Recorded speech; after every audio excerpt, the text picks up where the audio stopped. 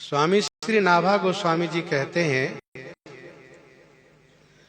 परमहंस बंसनिमय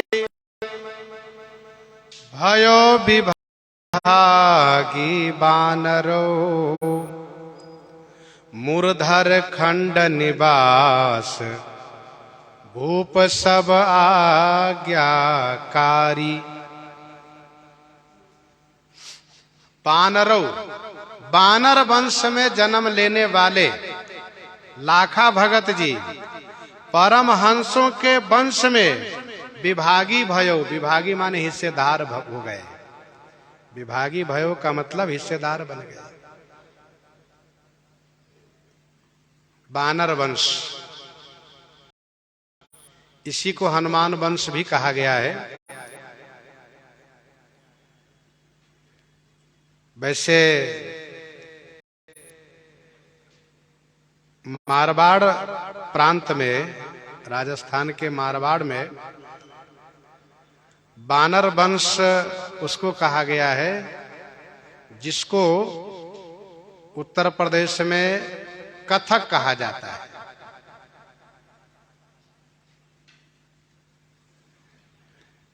अब वहां लोग उसको डोम कहते हैं, तो उस कथक को, बानर वंश को वहां डोम कहते हैं, लेकिन इधर उत्तर प्रदेश तरफ डोम कहते सोपच को। तो प्रांत प्रांत में अंतर होने से किसी जाति के संदर्भ में अलग अलग शब्द का प्रयोग किया जाता है। तो ये कोई आवश्यक नहीं है कि वहां जिन शब्दों से उनको कहा जाता है तो जिधर उस शब्द से और जाति के लिए लिया गया हो उसी को मान ले, ऐसा नहीं होना चाहिए। स्वामी श्री नाभा गोस्वामी जी कहते हैं कि ये बानर वंश है जो कथक जाति के समकक्ष है, मारवाड़ में होते हैं। तो परमहंस के वंशों में हिस्सेदार बन गए। कैसे? ये परमहंस हैं कौन? देखो भाई, हंस उसे कहा जाता है जो दूध और पानी को अलग करके दूध पीता है, पानी को छोड़ देता है, वह हंस कहलाता है। और परमहंस वह है जो असत संसार को छोड़ करके, उनसे अनासक्त होकर के सत रूप परमेश्वर परमात्मा ब्रह्म को अपने जीवन में ग्रहण कर लेता है, वह परमहंस कहलाता है। अमलात्म महापुरुष ही परमहंस कहलाते हैं। ऐसा नहीं कि जो आचार विचार करना छोड़ दें, सदाचार को छोड़ दें, अब उसको कहे कि परमहंस हो गए। ये तो गलत प्रयोग है भाषा का। ये भाई परमहंस है, काहे का परमहंस? सदाचार छोड़ दिए, परमहंस। ऐसे परमहंस नहीं। परमहंसी वो वृत्ति है, यदि वह वृत्ति उनमें हो जाएगी तो फिर वो संसार से अलग दिखेगा। और परमहंसी का मतलब यह है कि असत को परित्याग करके सत्य को ग्रहण करे, वह परमहंस कहलाते हैं। संसार से वैराग्यवान हो, अनासक्त हो। मूर्धर खंड निवास भूप सब आज्ञाकारी। मूर्धर खंड, मूर्धर अर्थात मारवाड़ खंड के निवासी थे। ये मारवाड़ और गुजरात, ये दोनों की सीमा एक है। ये मारवाड़ गुजरात से सटा हुआ है, इसीलिए गुजरात का भी कुछ प्रांत और राजस्थान का कुछ प्रांत, ये दोनों उसी मूर्धर खंड में ही माना जाता है। तो श्री लाखा जी के प्रभाव ऐसे हुए कि भूप सब आज्ञाकारी, सब राजा लोग इनके आज्ञाकारी हो गए। राजा लोग चेला बन गए। राम नाम विश्वास भक्त पद रज व्रत धारी। राम नाम विश्वास, श्री राम नाम के प्रति अटूट विश्वास था इनको। राम नाम विश्वास, भक्त पद रज व्रतधारी, और भक्त के चरण रज को धारण करना ही इनका व्रत था। भक्तों के चरण रज को धारण करना, इनका व्रत था। राम नाम विश्वास। गोस्वामी जी कहते हैं राम नाम महिमा करे काम भूरुह आको। राम नाम महिमा करे काम भूरुह आको। साखी वेद पुराण है तुलसी तन ताको। श्री राम नाम की महिमा ऐसी है कि वह मदार के पौधे को कलप वृक्ष बनाती है। श्री राम नाम की महिमा क्या प्रमाण है? गोस्वामी जी ने कहा साखी वेद पुराण है तुलसी तन ताको। फिर गोस्वामी जी एक जगह कहते हैं कि शंभु शिखवन रसन हूं, शंभु शिखवन रसन हूं नित राम नाम ही घोष। शंभु शिखवन रसन हूं नित राम नाम ही घोष। दम्भ हूं कलि नाम कुंभज सोच सागर सोच। गोस्वामी जी कहते हैं अरे जी हुआ शिव जी की सिखावन मान करके तू नित्य राम नाम घोषा कर। शंभु शिखवन रसन हो नित राम नाम है घोष। जिह्वा कहती है तो ढोंग हुआ। तो गोस्वामी जी कहते तो क्या हुआ? अरे इस ढोंग से भी तुम्हारा कल्याण हो जाएगा। दम्भ हूं कलि नाम कुंभज सोच सागर सोच। दम्भ माने दिखावे में भी राम नाम करने पर यह श्री राम नाम सोच रूपी सागर को सुखाने के लिए अगस्त बन जाता है।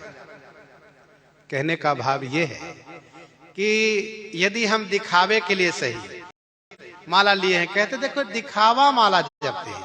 अरे दिखावा ही सही, जपो तो सही, दिखाने के लिए ही। और जो कहते हैं उनसे को जरा तुम दिखावा ही जप के दिखाओ तब तो पता चले। एक ही एक सिखावत जपतन आप, एक ही एक सिखावत जपतन आप।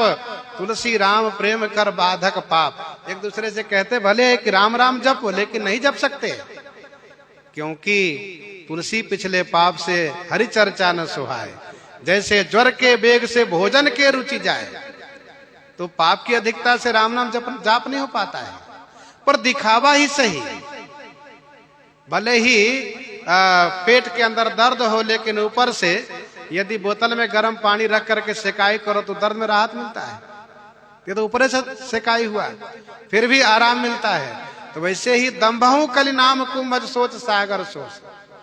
दिखावे के लिए सही, पर राम राम तो करो, तो ये सोच रूपी सागर को सुखा देगा। राम नाम की महिमा के संदर्भ में इनको पूर्ण विश्वास है। राम नाम विश्वास। गोस्वामी जी ने तो यहाँ तक कहा न मिटे भव संकट दुर्घट है तप तीरथ जन्म अनेक अटो। कलिमे न विराग न जोग कहूं सब लागत फोकट झूठ जटो। नट जो जन पेट कुपेटक कोटिक चेटक कौतिक ठाठटो।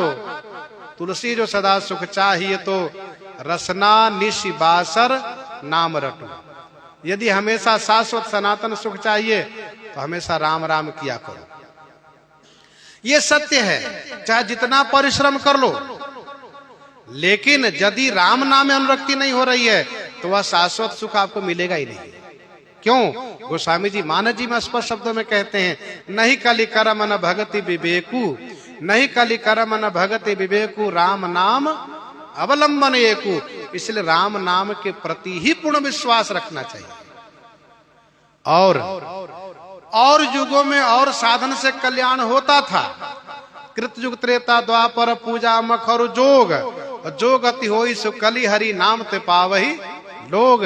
इसलिए नामानुरक्ति होनी चाहिए। भागवत महापुराण की कथा कहने के बाद अंत में यही कहते हैं नाम संकीर्तनम यस्य सर्व पाप प्रणाशनम। अर्थात नाम संकीर्तन जब तक नहीं करोगे तब तक पाप का क्षय होगा ही नहीं। इसलिए नाम के प्रति, श्री राम नाम के प्रति विश्वास होना चाहिए। और एक बात बताऊं, श्री राम नाम ही सर्वोपरि है। भगवान के अनेक नाम हैं, अनंत नाम हैं, लेकिन देवर्षि नारद जी ने इसी नाम को सर्वोपरि होने के लिए वरदान मांगा है। राम सकल नामनते अधिका हो नाथ अखग गण बधिका। राका रजनी भगत तवा राम नाम सोई सोम अपर नाम उडगन विमल बसौ भगतुर व्योम। और गोस्वामी जी ने आखिरी में यही कहा कि देखो राम नाम के बिना किसी को गति मिली ही नहीं।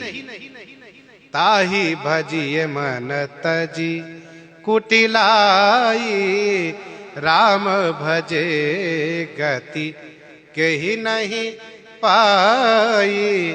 पाई न केहि गति पतित पावन राम भजु सुन सठ मना गनिकाय जामिल व्याध गिद्ध गजादि खल तारे घना आभीर जमन किरात खस सुपचादि अति अघ रूप जे कही नाम बारक ते पिपावन हो ही राम नमामिते, हो ही राम नमामिते।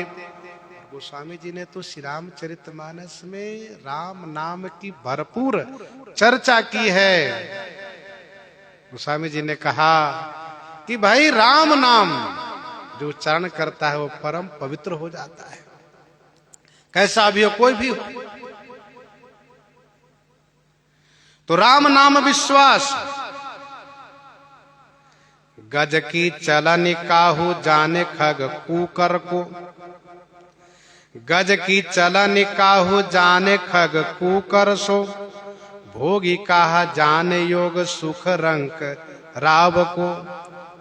गोमल के बीच गोमल के जीव कहा जाने गति पंकज की, उल्टा न पावे पतिव्रता के स्वभाव को। कूप के दादुर कहा जाने गति सागर की, नर की सरग काक हंस के रे भाव को। कहे रघुनाथ जन ऐसे नर मूढ़ जौन, तौन कहा जाने राम नाम को प्रभाव को। तो इस कवित्व के माध्यम से कवि ने बड़ी बड़ी बातें कह दी। वो क्या जानेगा राम नाम का क्या प्रभाव होता है। जो तू राम नाम धन धर तो, जो तू राम नाम धन धर तो, अब को जन्म आगे आगिलो तेरो, दो जन्म सुधर तो। जम को त्रास सबई मिट जातो, भक्त नाम तेरो पर तो। तंदुल घिरत समर्पी श्याम को, संत परोसो कर तो। होता नफा साधु की संगति, मूल गांठ नहीं टर तो। सूरदास बैकुंठ पैठ में, को न फेंट पकर तो ये राम नाम के प्रति अटूट विश्वास, दृढ़ विश्वास होना ही चाहिए। तभी जीवन में समझना चाहिए कि जीवन की सार्थकता है। भक्त पद रज व्रतधारी, भक्तों के चरण रज को धारण करना यही इनका व्रत था। और जगन्नाथ के द्वार दंडोतन प्रभु पै धायो। श्री लाखा जी महाराज मारवाड़ से दंडवत प्रणाम करते हुए, दंडोती करते हुए, आप समझ रहे होंगे, दंडोती परिक्रमा होती, दंडोती प्रणाम होता है। आप कामतगिरी में जाइए, गोवर्धन में जाइए तो दंडोती परिक्रमा करते हुए दिखाई देते हैं। दंडोती परिक्रमा करते हुए अयोध्या जी में दंडोती परिक्रमा करते हुए कभी कभी दिखाई देते हैं। तो श्री लाखा जी श्री जगन्नाथ भगवान के द्वार पर जगन्नाथपुरी के लिए दंडोती करते हुए गए। प्रभु पै धायो, दई दास की दादी। ठाकुर जी ने श्री लाखा जी को दादी माने न्याय दिए। हुंडी करी फेरी पठायो, कन्या की शादी के लिए हुंडी लिख करके भेज दिए ठाकुर जी। सुरधुनि ओघ संसर्ग ते, नाम बदल कुछित नरो। सुरधुनि ओघ संसर्ग ते, सुरधुनि ओघ, सुरधुनि माने गंगा जी, ओघ माने धारा। गंगा जी की धारा के संसर्ग से कुत्सित नरो नाम बदल। कुत्सित नरो माने कुत्सित, जो नरो का अर्थ नाला लगाना चाहिए।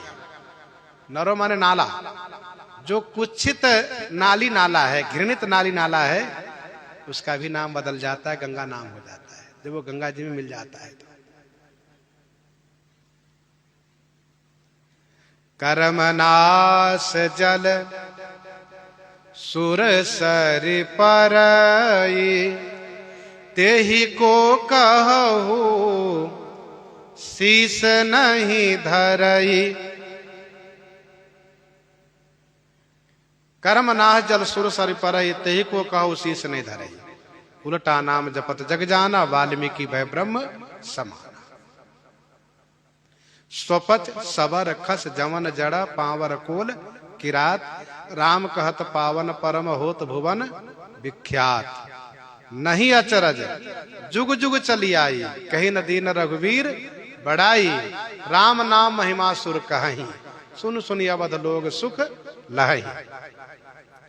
गंगा जी की संगति पा करके नाला का जल भी पवित्र हो जाता है, वैसे ही भक्ति रूपी गंगा की संगति पा करके कुत्सित नर, अब नरों का अर्थ यदि मनुष्य हम लेंगे तो इस प्रकार से अर्थ करिए, भक्ति रूपी गंगा की संगति पा करके कुत्सित नर माने मनुष्य, कैसा भी मनुष्य हो वह परम पावन हो जाता है। और मानव जी में तो गोस्वामी जी ने यहां तक कहा कि भक्तिहीन यदि ब्रह्मा जी भी है उनका कोई महत्व नहीं है। भगतिहीन बिरंची किन हो, सब जीव संप्रिय मोहिसो, और भगतिवंत नीचो प्राणी मोहि प्राण प्रिय सिमम बानी। भगवान श्री राम जी वन की यात्रा करते हैं तो भक्ति युक्त उनके पास जाते हैं जो समाज के दृष्टि से सबसे नीचे स्तर के हैं, समाज के दृष्टि से सबसे नीचे स्तर के हैं, वहां जाते हैं। निषाद राज के पास जाते हैं, केवट के पास जाते हैं, सबरी जी के पास जाते हैं, गिद्धराज से मिलते हैं। और सबरी जी के प्रसंग में तो यहां तक कहा गया है कि वन में रहने वाले वो मुनि महात्मा लोग सोच रहे हैं कि श्री राम जी हमारे यहाँ आएंगे, क्योंकि हम तो इतने वर्ष से घर परिवार छोड़ करके और इस प्रकार से त्याग वैराग पूर्वक बाबा जी बन के बैठे हैं, भला वे क्यों जाएंगे उस भिलनी के पास।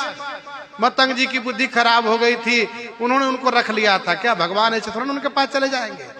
लेकिन थोड़ी देर के बाद सूचना मिली कि भगवान भी उन्हीं के पास चले गए, तो उन कर्मकांडियों ने, बाबाओं ने कहा देखो उनकी बुद्धि भी खराब हो गई, बताओ ये वहीं चले गए। लेकिन चलो अपना काम बनाना है, उन्हीं के पास चलते। फिर भी आए लोगों ने कहा महाराज अरे कृपा करे कम से कम सरोवर का जल शुद्ध कर दीजिए। तो ठाकुर जी ने बड़ी सरलता के साथ कहा बाबा आप सब इतने पुराने पुराने महात्मा, हम तो कल के बाबा जी हैं, अभी ठीक से बाबा जी भी नहीं बने हैं, जटा बना लिए तो क्या हुआ, आप सब इतने पुराने पुराने महात्मा हैं, महाराज आप लोग अपना चरण रखिए अवश्य जल पवित्र हो जाएगा। वहां बैठे हुए मुनि महात्माओं को लगा सही कह रहे हैं, हम सब तो है बड़े सिद्ध, कभी हम लोगों ने परीक्षण किया नहीं। गए अपना पांव रखने के लिए, और जितने कीड़े थे वो सब इनके पांव के पास आ गए पकड़ने काटने के लिए, और कीड़े उसमें बजबजा गए। आकर कहा प्रभु वो सरोवर का जल शुद्ध नहीं होने वाला है। तो प्रभु ने कहा मेरे से भी नहीं होने वाला। कहा हो या नो एक बार आप चलिए तो सही। तो कहा ठीक है अब आप कहते चलिए हम चलते हैं। गए ठाकुर जी वहां पर, और गए जैसे अपना चरण रखे वैसे सब कीड़े आकर के भगवान के चरणों में लौटने लग गए, छूने लगे, चूमने लगे चरण को कृतार्थ होने के लिए। तो बाबाओं को लगा कि जैसे हम वैसे ही है, ये सरोवर के जल का सुधार होने वाला नहीं है। तो उन मुनियों ने कहा अच्छा कोई उपाय हो तो बता दीजिए कैसे उधार इस जल का सुधार हो सकता है। तब ठाकुर जी ने कहा यदि सबरी मैया, मेरी सबरी मैया अपना चरण रख दें तो इस जल का, इस सरोवर का जल निर्मल हो जाएगा, यह मेरा विश्वास है। तो उन लोगों ने कहा चलो भैया कोई बात नहीं, आज सबरी जी के शरण में हम लोग चले। तो आए सब लोग, श्री सबरी जी ने थोड़ा दरवाजा बंद कर लिया, कहा ना मुझे नहीं जाना है। तो उन ऋषियों ने अगर कहा प्रभु तो आ ही नहीं रही है, दरवाजा बंद कर लिया, उन्होंने कुंडी लगा लिया। तो ठाकुर जी ने कहा मेरी मैया बहुत संकुचित हो रही हैं, आप सब महात्मा बड़े बड़े कहाँ आना चाहेंगी। आप लोग एक काम करिए, जहां उनका चरण पड़ा है वहीं से रज ले आइए, और उसी रज को छोड़ के देखिए शुद्ध हो जाएगा। अब इस प्रकार से वे लोग गए हैं और चरण जहां पड़ा था वहीं से रज लेकर आए, और जैसे सरोवर में रखे, देखते देखते बिल्कुल सरोवर का जल निर्मल हो गया, स्वच्छ हो गया। तब सभी ऋषियों की आंखें खुली कि अरे भैया सबरी जी तो महान भक्ता है। लेकिन जब पहचाने तब श्री सबरी जी के जाने का समय हो गया और वे प्रभु के चरणों में वंदन करके भगवान के धाम चली जाती हैं। कहने का भाव ये है कि भगवान की भक्ति से संबंधित होने के बाद जो समाज के सबसे नीचे स्तर के लोग होते हैं वे लोग परम पावन हो जाते हैं। ये भक्ति की महिमा है। जैसे गंगा जी नाला के पानी को भी स्वच्छ बना करके अपने जैसा गंगा जी बना लेती हैं, वैसे ही भक्ति में वो महिमा है कि कैसा भी जीव भक्ति में आएगा, जुड़ेगा, तो वह बिल्कुल महान पुरुष ही हो जाएगा। अब हम लोग कुछ ठीक से करें या ना करें, भगवान के चरण में आ गए, भगवान की शरणागति ग्रहण किए, गुरु से दीक्षा लिए, अब देखो महाराज बन बैठे हैं। महाराज वाला गुण हो या ना हो, महाराज बन बैठे हैं। यदि हम भक्ति करें, नाम का जाप करें, नामानुरागी हो जाएं, तो भगवान की विशेष कृपा अवश्य प्राप्त होगी। तो स्वामी श्री नाभा गोस्वामी जी कहते हैं कि सुरधुनि ओघ संसर्गते नाम बदल कुचित नरो, परमहंस बंसनी में भयो विभागो विभागी बानरो। इस प्रकार से श्री नाभा गोस्वामी जी चर्चा कर रहे हैं। इन्हीं के साथ आज सीताराम सीताराम सीता